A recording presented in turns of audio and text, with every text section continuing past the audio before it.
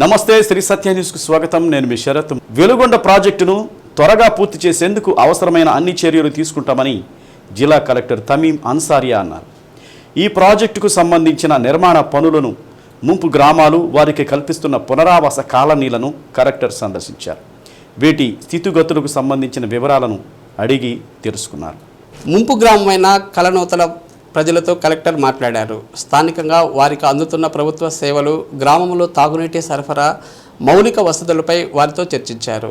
ఈ ప్రాజెక్టు వలన తాము నిర్వాసితులవుతున్నామని ప్రజలు చెప్పారు. తమకు సహేతుమైన పరిహారం అందిస్తే ఈ గ్రామాన్ని ఖాళీ చేసేందుకు సిద్ధంగా ఉన్నామని వారు కలెక్టర్ దృష్టికి తీసుకువెళ్లారు. నిర్వాసితులను గుర్తించడానికి కట్ ఆఫ్ తేదీని పెంచాలని వారు కోరారు. తద్వారా తమకు పూర్తి స్థాయిలో న్యాయం జరుగుతుందని వారు చెప్పారు. ఈ విషయాలను ప్రభుత్వం దృష్టికి తీసుకువెళ్తానని, ప్రజాప్రతినిధులతో సమన్వయం చేసుకొని అన్ని సమస్యలను పరిష్కరించి ఈ ప్రాజెక్టును త్వరగా పూర్తి చేసేలా చర్యలు తీసుకుంటామన్నారు.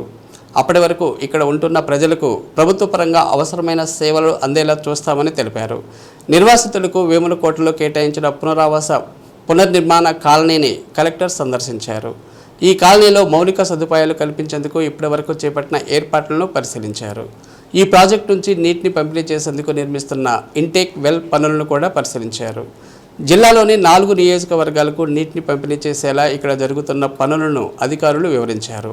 వేములకోటతో పాటు ఇడుపూరు 1, ఇడుపూరు 2, దేవరాజుగట్టు గ్రామాల్లో నిర్మిస్తున్న పునర్నిర్మాణ కాలనీలను కూడా కలెక్టర్ సందర్శించి బాధిత ప్రజలతో మాట్లాడారు. ప్రభుత్వం అండగా ఉంటుందని, అవసరమైన వసతులు కల్పించి త్వరగా పరిహారం అందేలా చూస్తామని వారికి భరోసా ఇచ్చారు. కలెక్టర్ వెంట Markapuram sub collector Rahul Meena, superintendent ఇంజనీర్లు అబూత్ అలీం, RWSSE మర్జన్ అలీ, భూసేకరణ special collector Jhansi Lakshmi, special deputy కలెక్టర్లు D Nagajyothi, Satyanarayana, divisional development officer Sai Kumar, ఆయా మండలాల MDOలు, తహసీల్దార్లు, ఇతర అధికారులు ఉన్నారు. వెలిగొండ ప్రాజెక్ట్ గురించి పూర్తి అవగాహన తీసుకోవడానికి ప్రాజెక్ట్ ప్రాంతాల్లో ఫీల్డ్ ఇన్స్పెక్షన్ జరిగింది. అదే తప్ప ఇక్కడ engineering works intake well constructions అవుతుంది, దాన్ని కూడా చూడడం జరిగింది. సబ్మర్జ్ కాబోయే విలేజెస్లో వెళ్ళి అక్కడ ఉన్న ప్రజలతో కూడా కలవడం జరిగింది. అదేవిధంగా R&R సెంటర్స్ ఉన్నాయి, అక్కడ జరుగుతున్న ఇన్ఫ్రాస్ట్రక్చర్స్ వర్క్ని కూడా చూడడం జరిగింది. ఈ ప్రాజెక్ట్ని వేగవంతం చేసి ముందుకు తీసుకెళ్లడానికి అన్ని రకాల ప్రయత్నాలు చేస్తాం. జమ్మూ కాశ్మీరులోని లద్దాఖ్ ప్రాంతంలో జూన్ 29వ తేదీ యుద్ధ ట్యాంకుల్లో నదిని దాటే ప్రయత్నంలో ఆకస్మికంగా వరద ప్రవాహం పెరగడంతో రాచల్ల మండలం కాలువపల్లి గ్రామానికి చెందిన JCO రామకృష్ణారెడ్డి మృతి చెందారు. మృతదేహం సోమవారం రాత్రి సొంతూరుకు చేరుకుంది. సంఘటన స్థలం నుండి విజయవాడకు విమానంలో తరలించారు. అక్కడ నుండి అంబులెన్స్లో మృతదేహాన్ని మృతుని స్వగ్రామం కాలువపల్లికి ఆర్మీ అధికారులు తీసుకొచ్చారు. రామకృష్ణారెడ్డి మృతి వార్త గ్రామంలో విషాద ఛాయలు అలుముకున్నాయి. మృతదేహాన్ని చూసి కుటుంబ సభ్యులు, బంధువులు, గ్రామస్తులు కన్నీరు మున్నీరుగా విలపించారు. రామకృష్ణారెడ్డి మృతి వార్త తెలుసుకున్న గిద్దలూరు శాసనసభ్యులు ముత్తుముల అశోక్ రెడ్డి, మార్కాపురం సబ్ కలెక్టర్ రాహుల్ మీనా, జిల్లా సైనిక సంక్షేమ అధికారి రజనీ కుమార్తో పాటు వివిధ శాఖల అధికారులు, సైనిక అధికారులు మృతదేహానికి పూలమాలలు వేసి నివాళులు అర్పించారు. రామకృష్ణారెడ్డిని కడచారు చూసేందుకు గ్రామస్తులతో పాటు ఇతర ప్రాంతాల నుండి పెద్ద ఎత్తున ప్రజలు తరలివచ్చారు. ప్రత్యేకంగా అలంకరించిన వాహనంలో మృతదేహాన్ని ఉంచి గ్రామంలో అంతిమయాత్ర నిర్వహించారు. సైనిక లాంఛనాలతో అంత్యక్రియలు జరిపించారు. విధి నిర్వహణలో దేశానికి సేవ చేస్తూ రామకృష్ణారెడ్డి ప్రాణాలు కోల్పోవడం దురదృష్టకరమని గిద్దలూరు శాసనసభ్యులు ముత్తుముల అశోక్ రెడ్డి అన్నారు. అమర జవాన్కు నివాళులు అర్పిస్తూ వారి కుటుంబానికి ప్రగాఢ సానుభూతి తెలిపారు. దేశం కోసం నిబద్ధతతో పనిచేసిన సైనికుడు రామకృష్ణారెడ్డి అని నివాళులు అర్పించారు. రాష్ట్ర ప్రభుత్వం నుంచి వీర జవాన్ కుటుంబానికి రావాల్సిన సహాయక సహకారాలు అందేలా చూస్తామన్నారు. రాష్ట్రంలో అత్యధికులు ఈ ప్రాంతం వారే సర్వీసులో ఉన్నారని, వారికి రాష్ట్ర ప్రభుత్వం తరపున ఎలాంటి మేలు చేయాలో సీఎంతో మాట్లాడి చేస్తామన్నారు.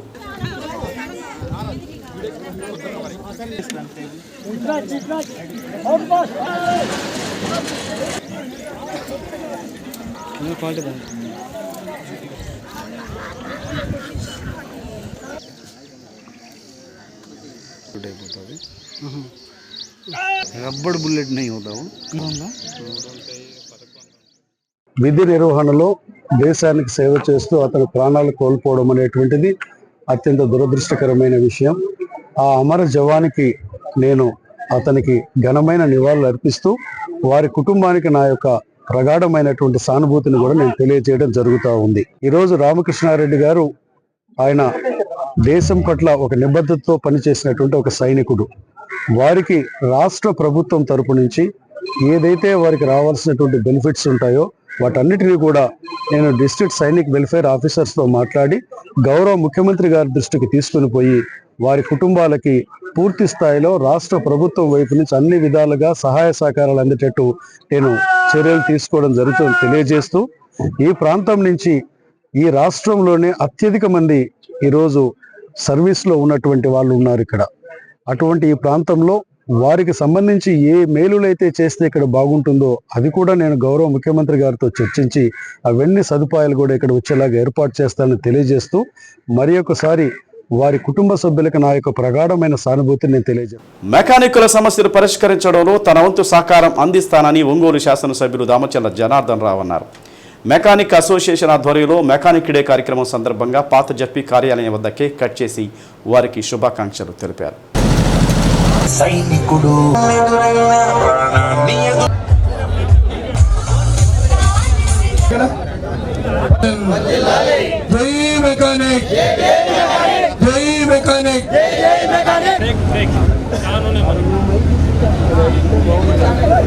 రాఘవ్ గారు బుల్లెట్ ఎవరిది?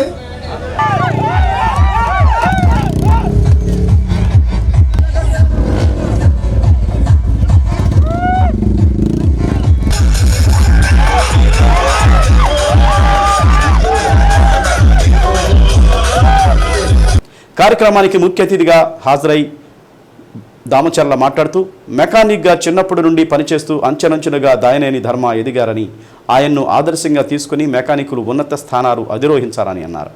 నిత్యం శ్రమజీవులుగా మీరు పనిచేస్తూ మీ జీవన బోధన కడుపు నింపుకుంటున్నారని, మీ సమస్యలను పరిష్కరించడంలో ప్రభుత్వం దృష్టికి తీసుకువెళ్లి పరిష్కారానికి తన వంతు ప్రయత్నం చేస్తానని అన్నారు. దాయనేని ధర్మ మెకానిక్ అనే కాకుండా తెలుగుదేశం పార్టీలో క్రియాశీలకంగా పనిచేస్తూ మంచి స్థాయిలో ఉన్నారని, మీరందరూ కూడా కేవలం వృత్తితో పాటు సామాజికంగా జరిగే సమస్యల పట్ల అర్థం చేసుకుని ప్రజలకు కూడా చేదోడు వాదోడుగా ఉండాలని ఆకాంక్షించారు. మెకానికులందరికీ మెకానిక్ డే శుభాకాంక్షలు తెలిపారు. ర్యాలీలో ఒంగోలు పట్టణం పొదిలి చేమకుర్తి మెకానిక్ అసోసియేషన్ సభ్యులు పాల్గొని అంజయ్ రోడ్డు నుండి బయలుదేరి మెకానిక్ అసోసియేషన్ కార్యాలయం వరకు నిర్వహించారు. టూ వీలర్స్ మెకానిక్స్ డే సందర్భంగా మీ అందరికి కూడా పేరు పేరున నా నమస్కారాలు, అభినందనలు తెలియజేస్తున్నాను. రాష్ట్ర అధ్యక్షుడిగా మన ధర్మ గారు, అదేవిధంగా ప్రధాన కార్యదర్శి గారు రామకృష్ణ గారు, వీళ్ళందరూ కూడా ఇదివరకు ఎప్పుడూ లేదు. ఈ మధ్యకాలంలోనే అన్ని జిల్లాలు తిరిగి అన్ని ప్రాంతాలకు వెళ్ళి మెకానిక్స్ చేసే పరిస్థితులను బాధలు తెలుసుకొని ఈరోజు ఒక అసోసియేషన్ కూడా క్రియేట్ చేసుకొని 2017లో ఈ మెకానిక్స్ అసోసియేషన్ కూడా ఫామ్ చేసుకున్నారు. దానికి మనస్ఫూర్తిగా మీ అందరిని కూడా అభినందిస్తున్నా. ఎప్పుడు కూడా యూనిటీగా ఉంటేనే ఏ పనైనా చేసుకోవచ్చు. అందరూ కలిసికట్టుగా ఉంటేనే ఏ పనైనా అవుతుంది, ఏదైనా కూడా మీ దగ్గరికి వస్తుంది. అంతేగాని గ్రూపులుగానో లేకపోతే ఇంకో విధంగానో ఉంటే ఏ పనులు జరగదు. ఒకరు తనుకోవటం తప్పితే ఏ పని జరిగే పరిస్థితులు ఉండవు. అలాంటిది ఈరోజు మన ఒంగోలులో కూడా ఈరోజు మంచి కార్యక్రమాన్ని పెట్టారు. పోయినసారి కూడా లోకేష్ గారి యువగలం పాదయాత్రలో కూడా ఆ రోజు మనకి నూతలపాడులో ఒక మంచి కార్యక్రమం చేసి ఆ రోజు పరిస్థితులన్నీ కూడా ఆ రోజు ధర్మ ఉండేసి మొత్తం కూడా ఆ రోజు లోకేష్ గారికి కూడా చెప్పడం జరిగింది. ఖచ్చితంగా నేను చిన్నప్పుడు చదువుకునేటప్పుడు కూడా నా మోటార్ సైకిల్ కూడా ధర్మ రిపేర్ చేసేవాడు. అప్పటి నుంచి చదువుకునేటప్పటి నుంచి అంటే అప్పటి నుంచి నాకు సంబంధాలు ఉండేది. నేను అప్పుడు చిన్నప్పుడు నా మోటార్ సైకిల్ రిపేర్ అంటే నేను కూడా ఆడే కూర్చొని రిపేర్ చేయించుకొని తీసుకొని పోతుండేది. అలాంటిది వీళ్ళ షాప్లో ఆ రోజు కూర్చున్నప్పటి నుంచి ధర్మ తెలుసు. ధర్మ అప్పటి నుంచి కూడా ఒక కమిట్మెంట్గా ఒక పద్ధతిగా పార్టీలో పనులు కానీ, అదేవిధంగా అతను మెకానిక్ నమ్ముకున్న వృత్తిని కానీ, దాంతోపాటు అతనితో పాటు ఇంతమందిని ఈరోజు ప్రోత్సహించటం, ఈరోజు దానికి ఒక కమిటీగా ఒక ఫామ్ చేసుకోవటం, అసోసియేషన్గా ఒక మంచి కార్యక్రమం ఇది. తప్పకుండా భవిష్యత్తులో మీకు కూడా ఎవరికి ఇబ్బంది లేని పరిస్థితులు ఈరోజు రాష్ట్ర ప్రభుత్వం అందులో సైకో ప్రభుత్వం పోయింది, కష్టకాలం పోయింది, అన్నీ కూడా మంచి రోజులు వచ్చినాయి మనందరికి కూడా. ఖచ్చితంగా మనదానికి కూడా మీరు ఏదైతే మేజర్ సమస్య ఇబ్బంది పడుతున్నారో దాన్ని కూడా ప్రభుత్వం దృష్టికి తీసుకెళ్తాం. ఖచ్చితంగా దాన్ని మీకు వచ్చేటట్టుగా మీకు ఇబ్బంది లేకుండా చూసే బాధ్యత కూడా నేను తీసుకుంటానని చెప్పి కూడా మీకు ఈ సందర్భంగా మేము తెలియజేస్తాం. ఇవాళ Ongole 2 wheeler workers welfare association తరఫున ఈ చుట్టుపక్కల ఉన్నటువంటి కొత్తపట్నం కానీ, సింగరాయకొండ కానీ, టంగుటూరు కానీ చుట్టుపక్కల అన్ని ఊళ్ళు ప్రతిదీ చేమకుర్తి అందరూ కూడా ఇక్కడికి రావడం జరిగింది. అట్లాగే మనం కార్మికులుగా ఉంటూ ఎన్నో కష్ట నష్టాలని కొట్టాడుతూ ఉన్నాం. అట్లాగే ఇప్పుడు BS6 లేటెస్ట్ టెక్నాలజీ కానీ, అట్లాగే ఇంకా మనకి పరికరాలు BS6 సంబంధించినటువంటి టూల్స్ కానీ అవన్నీ కూడా మనం పోయినసారి నూతలపాలో రామచల్ల అన్న జనార్దన్ అన్న గారి సూచనలతోటి మన నారా లోకేష్ గారితో ఆ రోజు నేను మెకానిక్ గ్యారేజ్ నిర్వహిస్తే చాలా గొప్పగా ఈ రాష్ట్రంలో 26 జిల్లాల్లో కూడా ఒంగోలు పేరు మోతమోగి ఇక్కడ లోకేష్ ఆ రోజు నుంచి మన అసోసియేషన్ కి ఒక గొప్ప వైభవాన్ని కలిగించారు. అట్లాగే జిల్లా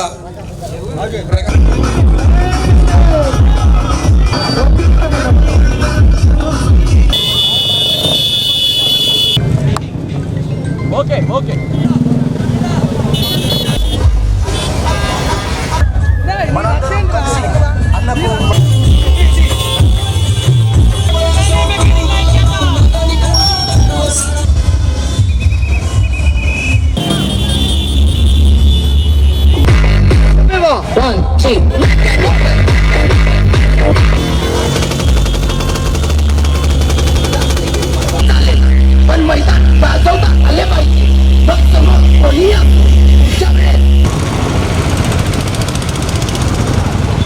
వైభవంగా ఒంగోలులో ఇంత పెద్ద ఎత్తున జరుపుకున్నందుకు సహకరించినటువంటి అసోసియేషన్ సభ్యులకి అట్లాగే చుట్టుపక్కల ఉన్నటువంటి అసోసియేషన్ అందరి వారికి పేరు పేరున ధన్యవాదాలు తెలుపుకుంటూ శుభాకాంక్షలు చెప్పండి.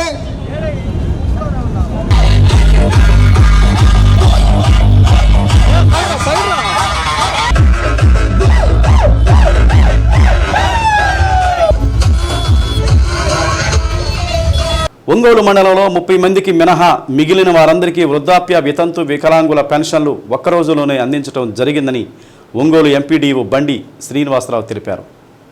ఎంపీడీఓ కార్యాలయంలో ఆయన మీడియాతో మాట్లాడుతూ మండల పరిధిలో 3740 మంది లబ్ధిదారులు ఉన్నారని అన్నారు.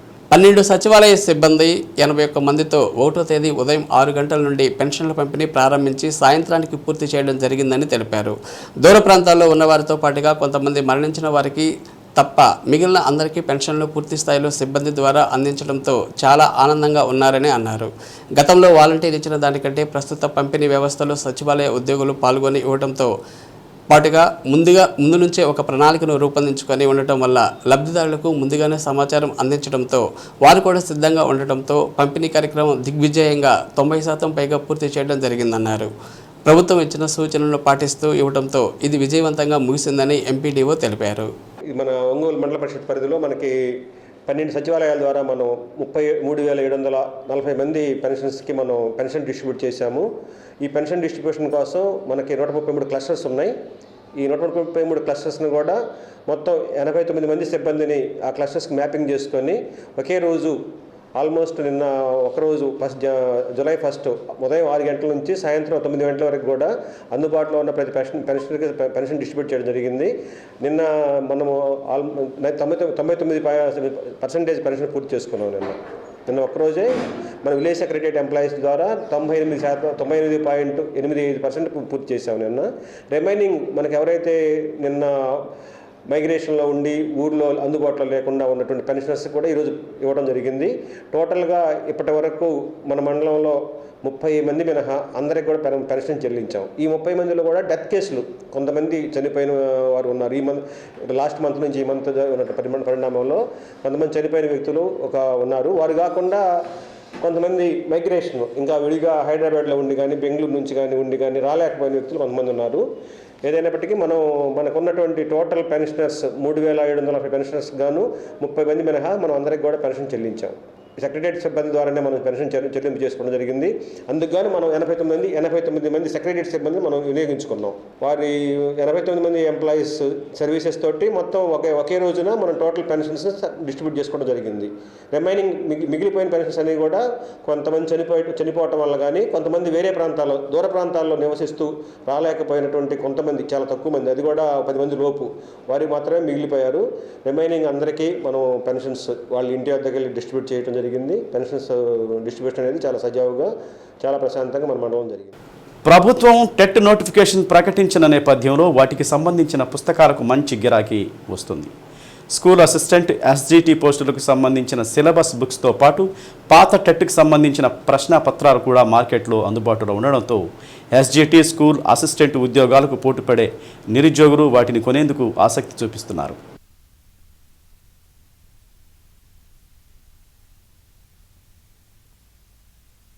విజేత తదితర కంపెనీల పుస్తకాలు మార్కెట్లో అందుబాటులోకి వచ్చాయి. గత ప్రభుత్వం ప్రకటించిన డిఎస్సి నోటిఫికేషన్ రద్దు అనంతరం కొత్త ప్రభుత్వం మెగా డిఎస్సి నోటిఫికేషన్ ప్రకటించడంతో సిలబస్ దాదాపుగా మార్చే అవకాశం ఉండదని, అదే సిలబస్తో వచ్చే పుస్తకాలు మార్కెట్లో అందుబాటులో ఉన్నాయని షాప్ యజమానులు చెప్తున్నారు. ఈ నేపథ్యంలో ఎస్జిటి పోస్టులు ప్రస్తుతం ప్రభుత్వం 300 చెప్పినా కేవలం 125 మాత్రమే చూపిస్తున్నారని, ఎస్జిటి పోస్టులు కూడా పెంచాలని నిరుద్యోగులు డిమాండ్ చేస్తున్నారు. మొత్తం మీద టెట్ నోటిఫికేషన్ వెలువడిన అనంతరం వాటికి సంబంధించిన సిలబస్ పుస్తకాలు మార్కెట్లో డిమాండ్ పెరిగింది.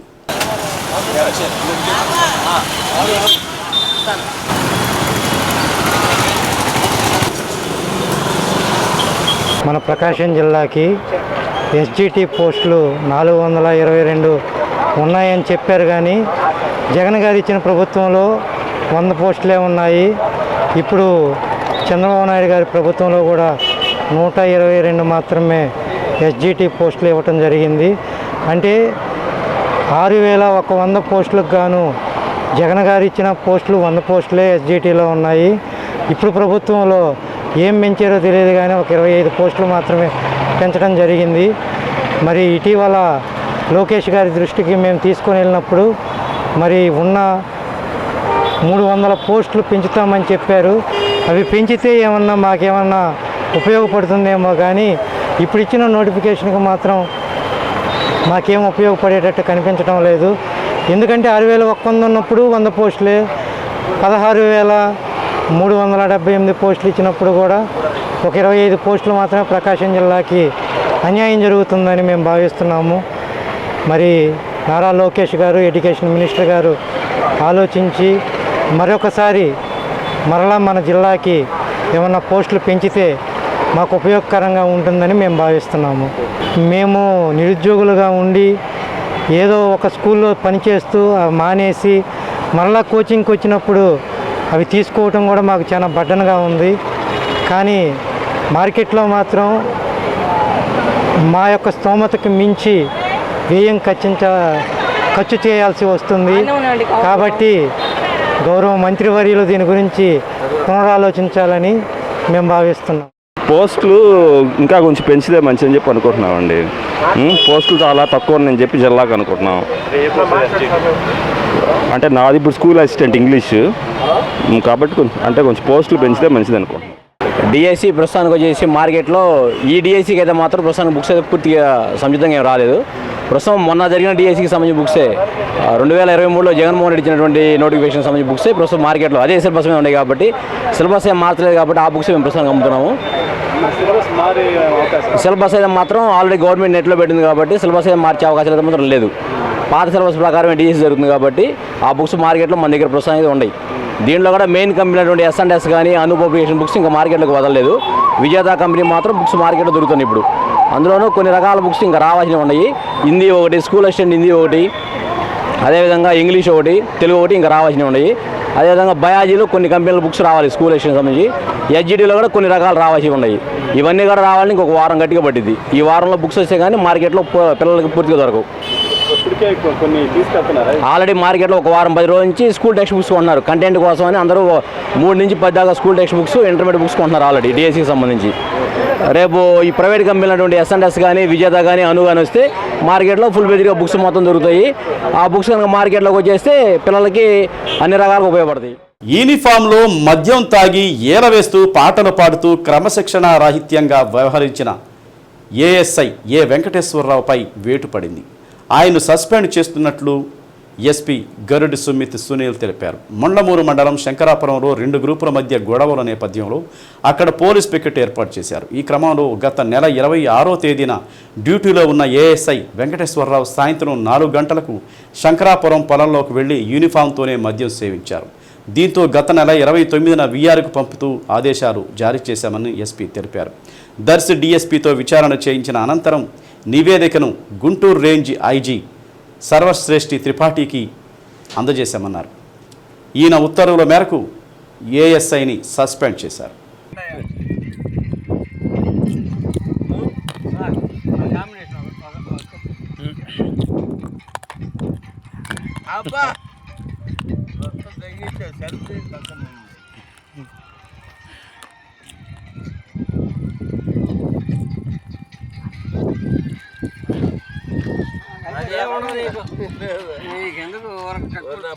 మటకు శ్వాస మీ జన్మతో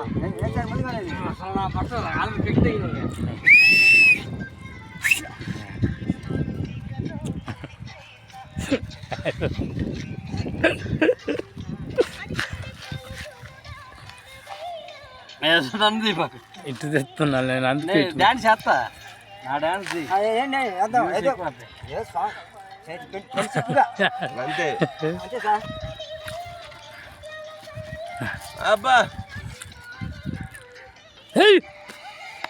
ఇసుకో కుర్రదా అన్నా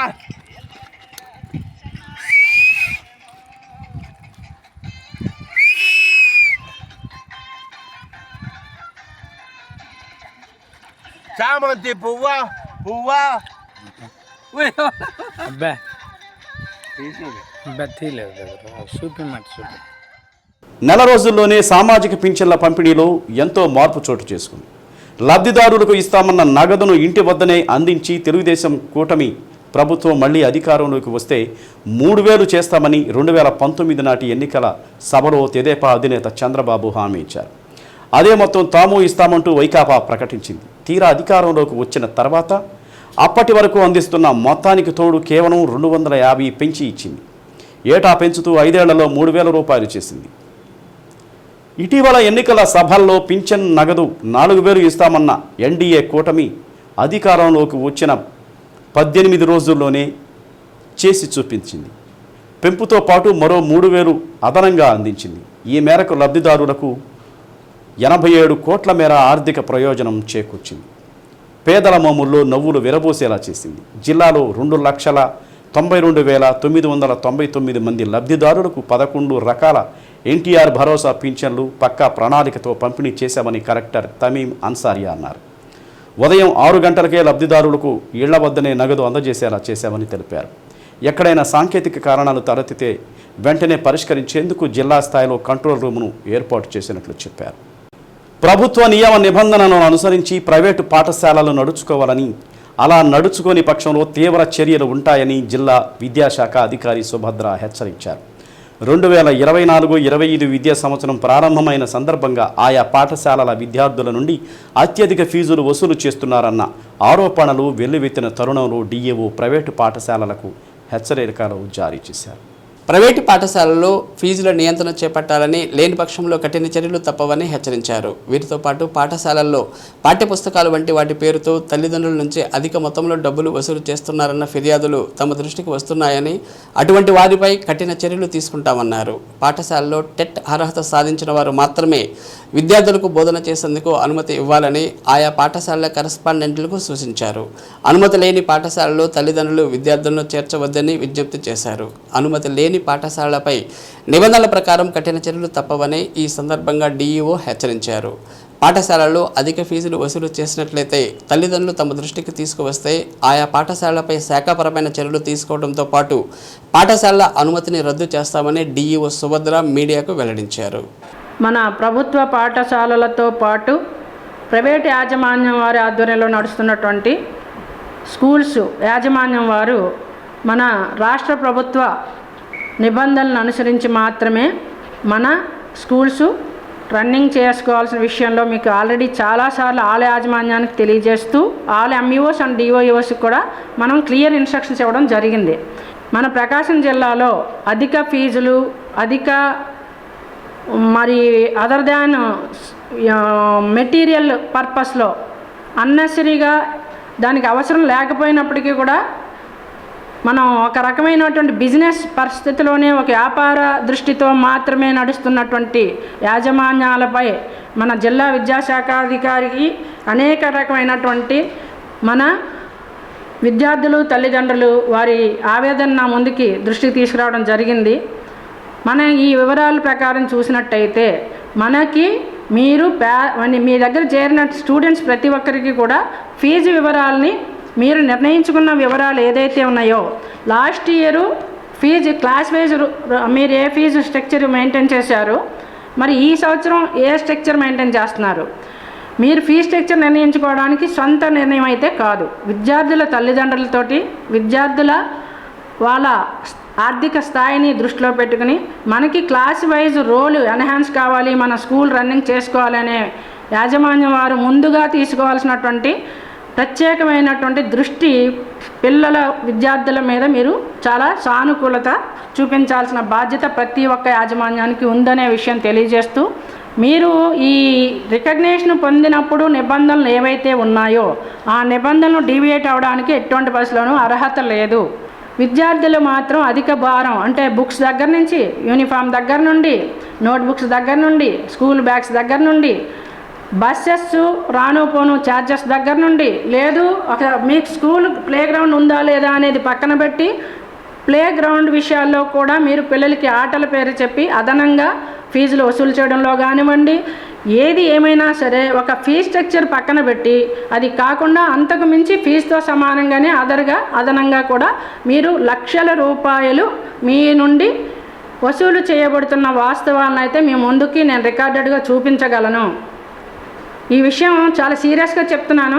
నేను చెప్పేది విద్యాశాఖ మన స్టేట్ సిలబస్ మన అధికారులు ఇచ్చినటువంటి సూచనల్ని పాటిస్తూ మీకు ఇన్స్ట్రక్షన్స్ ఇవ్వడం జరుగుతుంది. దయచేసి నేను మళ్ళీ చెప్తున్నాను, డివిజన్ వైజు నేను మీటింగ్స్కి డేట్స్ ఇచ్చాను. ఆ డేట్స్ ప్రకారం డివైఓస్ అండ్ ఎంఈఓస్ మనం అన్నెసరీగా పిల్లల్ని ఇబ్బంది పెట్టాల్సిన స్థాయిలో అయితే డిపార్ట్మెంట్ చూస్తూ ఊరుకోదు. విద్యాశాఖ నిబంధనలు అతిక్రమిస్తే ఇమీడియట్గా మీకు ఆల్రెడీ తెలియజేసి ఉన్నాం కాబట్టి ఏ క్షణానైనా సడన్ విజిట్స్ నేనే చేసుకుంటాను. మన కలెక్టర్ మేడం గారు కొత్తగా జాయిన్ అయి ఉన్నారు. మేడం ఇచ్చిన ఇన్స్ట్రక్షన్స్ కూడా మీ ముందుకు తీసుకురావాల్సి ఉన్నాయి. ఎక్కడైనా సరే ఈ టైప్ ఆఫ్ ప్రాబ్లమ్స్ అంటూ వస్తే సహించేది లేదు. మండల స్థాయిలో ఎక్కడ యాడ్వర్స్ న్యూస్ అనేది రావడానికి వీల్లేదు. రిక్వెస్ట్గా నేను చెప్పట్లేదు, హెచ్చరికగా మాత్రమే మీ అందరికీ తెలియజేస్తున్నాను. ఇప్పటికైనా సమయం మించిపోలేదు. ప్రతి ఒక్క కరస్పాండెంట్ వాళ్ళ రికార్డ్స్ని బేస్ చేసుకుని మేము ఇచ్చినటువంటి రిపోర్ట్ ప్రకారం ఒక ఎంఈఓ, 2 గెజిటెడ్ హెచ్ఎంస్ని ఒక టీం వేసాము. ఆ టీమ్స్ వస్తారు. ఆ టీమ్స్కి మీరు క్లియర్ కట్ ఇన్ఫర్మేషను రికార్డెడ్ ఎవిడెన్సెస్గా ఇవ్వండి.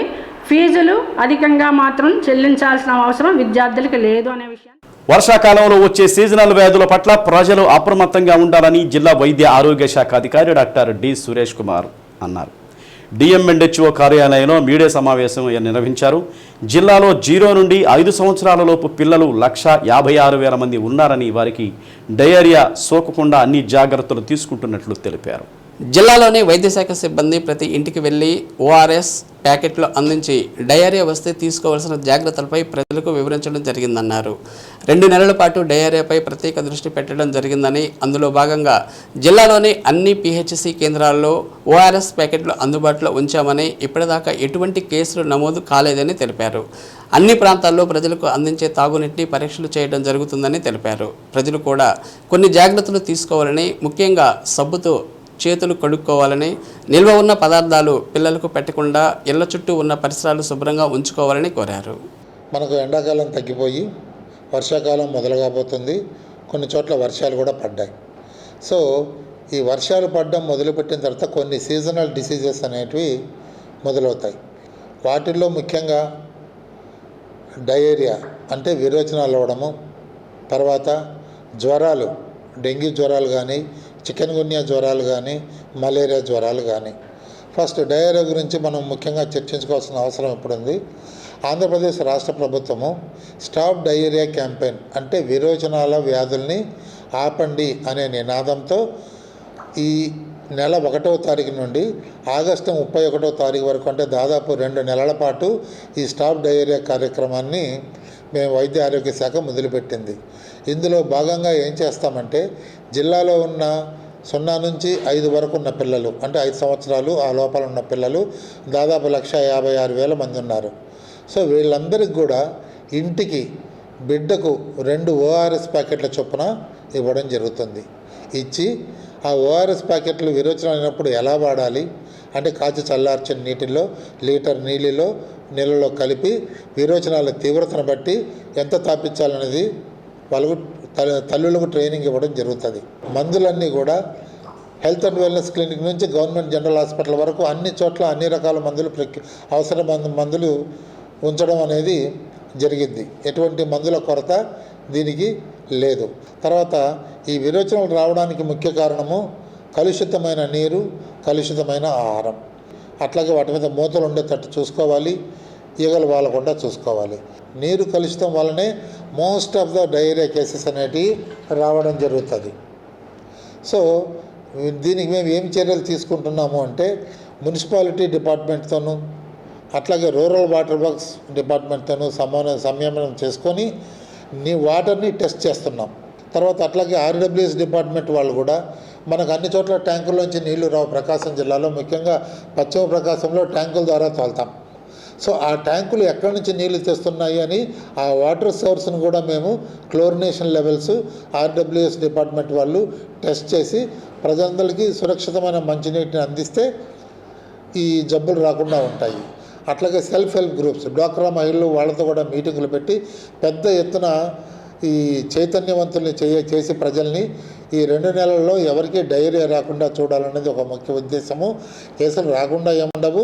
ఇంతవరకు దాదాపుగా 5 కేసులు రిపోర్ట్ అయినాయి, రిమ్స్లో అడ్మిట్ అయినాయి. 4 బాగానే ఉన్నాయి, ట్రీట్మెంట్ 4 డిశ్చార్జ్ అయిపోయారు, 1 ఇంకా డిశ్చార్జ్ కావాల్సి. ఒంగోలు నగరంలోని శ్రీ బాపూజీ గో సంరక్షణ సంఘంలో రోహిత నక్షత్ర పర్వదినాన్ని పురస్కరించుకొని ప్రాంగణంలో గల శ్రీకృష్ణ భగవానునికి ప్రత్యేక పూజలు నిర్వహించారు. ఈ సందర్భంగా గర్భాలయంలో గల స్వామివారి మూలమూర్తికి అర్చక స్వాములు పలు రకాల పంచామృతాలతో అభిషేకాన్ని నేత్రపర్వంగా జరిపించి ఆపై మహామంగళ హారతులను అందజేశారు. కార్యక్రమంలో భక్తులు విశేష సంఖ్యలో పాల్గొన్నారు.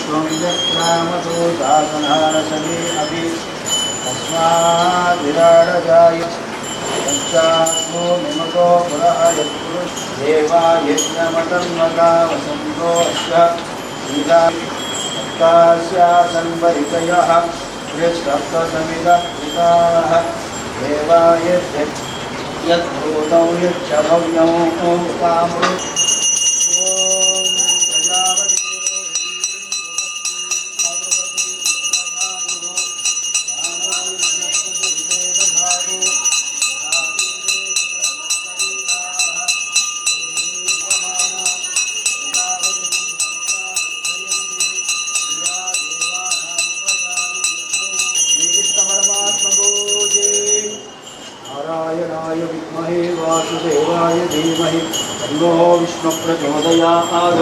జై శ్రీకృష్ణ పరమాత్మకు జై. నారాయణాయ విద్మహే వాసుదేవాయ. బాబు వినరా అన్న తమ్ముల కథ ఒకటి అంటూ ఎన్నో ఆశలతో పెంచుకున్న అనుబంధం ముక్కలైతే కంటనీరు పలికించే ఇంటి పెద్దగా ఎస్వీఆర్ నటన వైదుష్యం అద్భుతం. వివాహ భోజనము వింతైన వంటకంబు అంటూ ఘటోజ్గజుడుగా ఆయన హావభావాలు మహాద్భుతం. డోంగ్రే గూట్లే మాట తప్పావు పచ్చినెత్తురు తాగుతా ఈ తరహా వ్యవహారికాలు వాడాలంటే ఎస్వీఆర్కు ఆయనే సాటి. రౌడీగా, నరకాసురుడిగా, కంసుడిగా, రావణుడుగా, కీచకుడుగా, హిరణ్యకశిపుడుగా ఇలా అనేక పాత్రల్లో మెప్పించిన ఎస్వీఆర్ నటమాంత్రికుడు. ఆయన జయంతి సందర్భంగా ప్రత్యేక కథనం.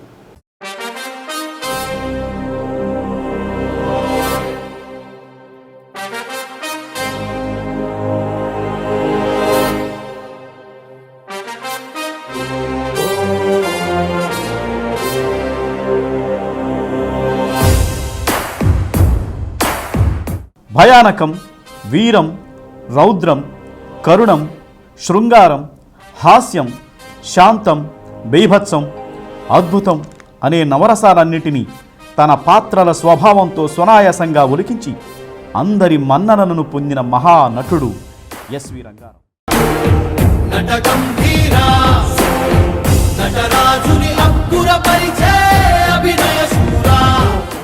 ఏ పాత్ర అయినా దాంట్లో పరిపూర్ణ నటుని చూసిన అనుభూతిని కలిగించిన ఈ నట సార్వభౌముడి జన్మదినం ఈరోజు.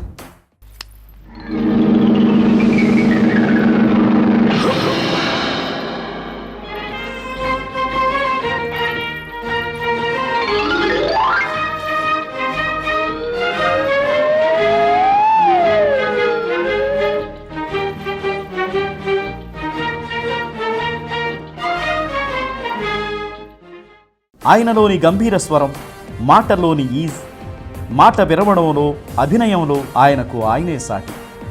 ఆయన పాత్రలు కూడా ఆయనలో ఒదిగిపోయి వహ్వా అనిపిస్తాయి. 3 దశాబ్దాల పాటు 300కు పైగా చిత్రాలలో నటించి ఆయా పాత్రలలో మమేకమై జీవించిన సామర్ల వెంకట రంగారావు కృష్ణా జిల్లా నూజివీడులో కోటేశ్వర నాయుడు, లక్ష్మీ నరసాయమ్మ దంపతులకు 1918 జూలై 3న జన్మించారు. తండ్రి ఎక్సైజ్ ఇన్స్పెక్టర్ కావడం వల్ల అనేక ప్రాంతాలకు వెళ్లాల్సి వచ్చేది. దీంతో రంగారావు మద్రాసులో ఉండే నానమ్మ వద్దనే పెరిగారు. తొలిసారిగా మద్రాసు హిందూ హై స్కూల్లో తన 15వ ఏట ముఖానికి రంగేసుకున్నారు. ఆ తర్వాత నటన మీద ఉండే ఇంట్రెస్ట్తో ఎక్కడ ఏ నాటక ప్రదర్శన జరిగినా అక్కడ వారిపోయేవారు. నానమ్మ ఏలూరుకు మకాం మార్చడంతో ఆమెతో పాటు వెళ్లిన ఎస్వీఆర్ విశాఖలో ఇంటర్, కాకినాడలో BSc పూర్తి చేశారు. ఆ తర్వాత ఫైర్ ఆఫీసరుగా బందర్, విజయనగరం తదితర ప్రాంతాల్లో పనిచేశారు. ఉద్యోగం చేస్తున్న ఎస్వీఆర్కి నటనలో మాత్రం ఆసక్తి తగ్గలేదు. అడపాదడపా నాటకాలు వేస్తూనే వచ్చారు. ఈ క్రమంలో ఆయన బంధువు ఒకరు తీస్తున్న వరోధిని చిత్రంలో నటించారు. ఆయన ఇందులో బాగానే నటించినా చిత్రం విజయం సాధించకపోవడంతో అవకాశాలన్నీ వచ్చినట్లే వచ్చి వెళ్ళిపోయాయి. ఈలోపు మేనమామ కుమార్తె లీలావతితో ఆయన వివాహం జరిగింది. ఆ తరువాత చిన్నా చితక వేషాలు వేసిన విజయ సంస్థ తొలి చిత్రం షావుకారులో సున్నపు రంగడు పాత్ర అయిన సినీ జీవితాన్ని మరుపు తిప్పింది. వెంటనే పాతాళ భైరవిలో మహామంత్రికుడి పాత్ర వెతుక్కుంటూ వచ్చింది. ఆ పాత్ర అప్పుడే కాదు, ఇప్పటికీ నిత్య రాక్షసమే. ఇక అప్పటి నుండి ఎస్వీఆర్ వెనుదిరిగి చూడలేదు.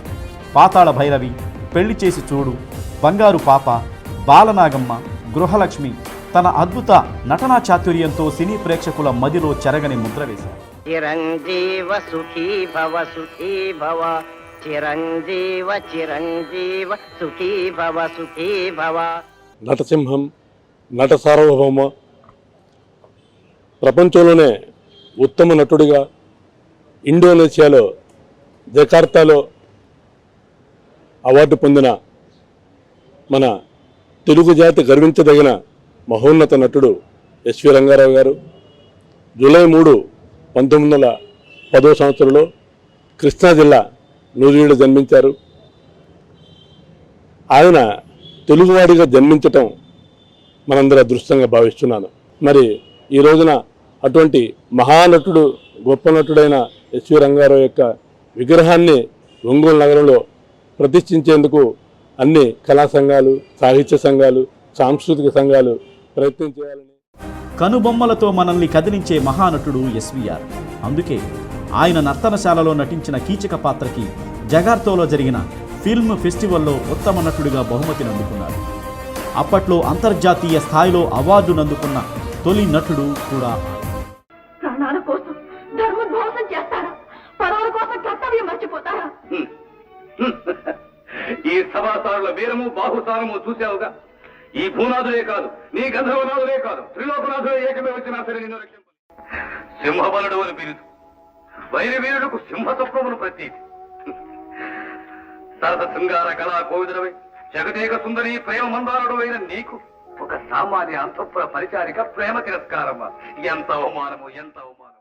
తెలుగు చిత్రసీమలో మరపురాని మరిచిపోలేని మహానటుడు ఎస్వి రంగారావు గారు. ఏ క్యారెక్టర్కి ఆ క్యారెక్టర్ వైరుధ్యం ఉండేది. ఆయనే స్వయంగా రాసుకున్నారు ఆయన పత్రికలు ఒకసారి ఇంటర్వ్యూలో. ఈ ఆ పాత్రలు వచ్చినప్పుడు ఆ పాత్రలు ఏ విధంగా ఉండాలి అనే దానికి ఒక ప్రత్యేకమైనటువంటి మేనరిజాన్ని ఏర్పరచుకొని నటించిన నటుల్లో ప్రథముడు ఎస్వీఆర్. అలాంటి మహానటుడికి మనం నివాళులు అర్పించడం తప్పితే.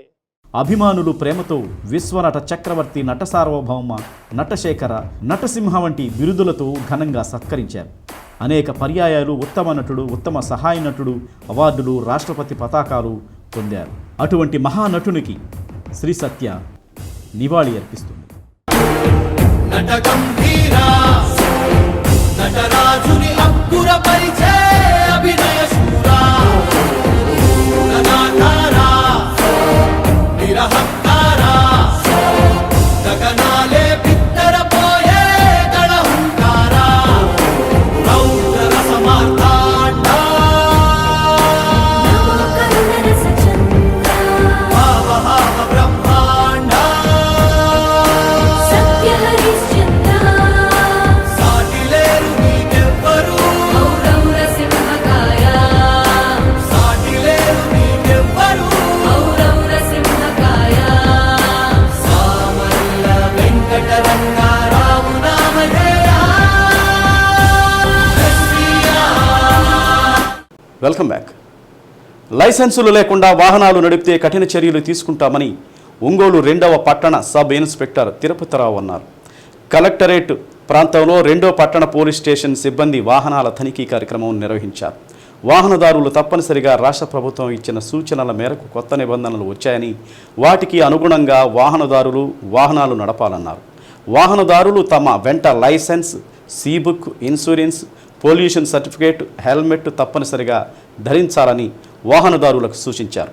లైసెన్స్, హెల్మెట్ లేకుండా నడుపుతున్న వాహనదారులకు జరిమానా విధించారు. కార్యక్రమంలో పోలీస్ సిబ్బంది పాల్గొన్నారు.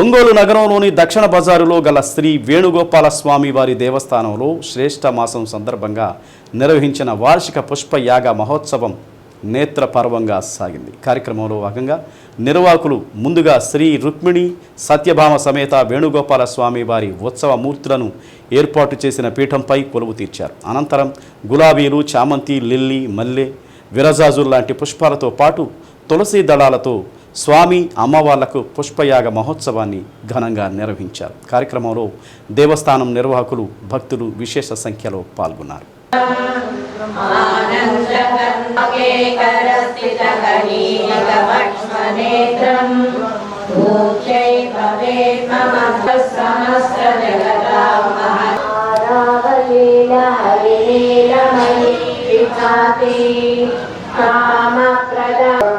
ఓం సిద్ధాయ నమః ఓం వేదాయ నమః ఓం వేదవిదే నమః ఓం మధ్యమాయ నమః ఓం వేదాంగాయ నమః ఓం లోకాయ నమః ఓం సరాయ నమః ఓం విదాయ నమః ఓం స్వామిదే నమః ఓం శ్రీకారాయ నమః సత్తాయ నమః ఓం మల్యవాయ నమః ఓం వరుణాయ నమః ఓం అశోకాయ నమః ఓం వినాయకాయ నమః ఓం భవాయ నమః ఓం శోభాయ నమః ఓం కరణాయ నమః ఓం కారణాయ నమః ఓం తమోద్భవాయ నమః ఓం శ్రీం శ్రీ నమః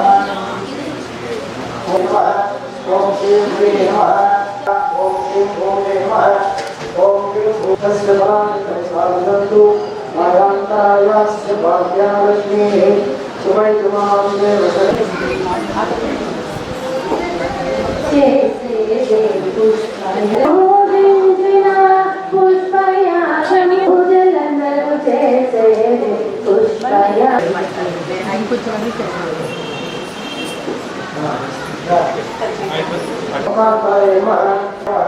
ఓం శ్లోకదేవ ఓం సుదేవ ఓం రుద్రాయ నమః ఓం ఓం ఓం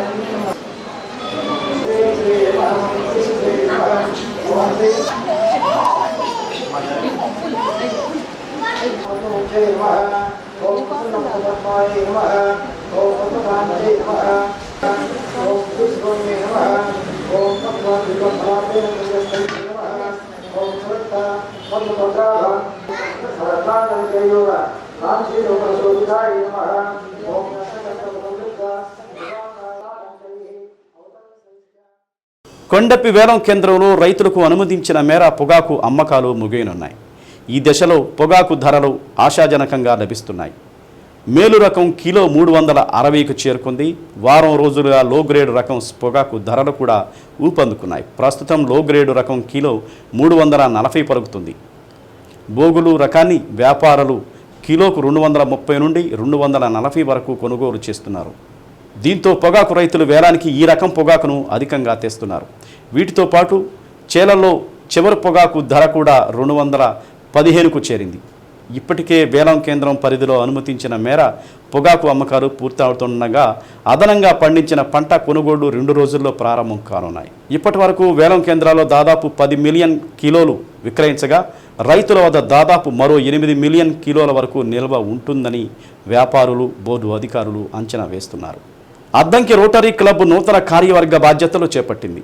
నూతన అధ్యక్షులు చప్పిడి వీరయ్య, సెక్రటరీగా చుండూరి మురళి సుధాకర్రావు, ట్రెజరర్గా మలాది శ్రీనివాసరావు, అసిస్టెంట్ గవర్నర్గా షేక్ మహమ్మద్ రఫీ నియమితులయ్యారు. క్రాంతి నర్సింగ్ హోంలో Rotary chartered president doctor Chadalavada Phanindra Babu సమక్షంలో 24-25 సంవత్సరానికి నూతన కార్యవర్గ బాధ్యతలు స్వీకరించారు. రోటరీ భవన నిర్మాణానికి స్థలం ఇచ్చిన చిన్ని మురళీకృష్ణను డాక్టర్ ఫణీంద్రబాబు సత్కరించారు. కార్యక్రమంలో డాక్టర్ ఉబా దేవపాలన, సందిరెడ్డి శ్రీనివాసరావు, ఉటుకూరు రామకోటేశ్వరరావు, పుట్టంరాజు శ్రీరామచంద్రమూర్తి తదితరులు పాల్గొన్నారు. అద్దంకి ప్రాంతంలో ఎన్నో లక్షల రూపాయలు విలువ చేసే సేవా కార్యక్రమాలకి సంస్థని మన ప్రాంతంలో బాగా విస్తరిస్తూ ఉన్నారు. గతంలో సందిరెడ్డి శ్రీనివాసరావు గారు, ఉటుకూరు రామకోటేశ్వర గారు, దేవపాలన మాస్టర్ గారు, శ్రీలక్ష్మి గారు,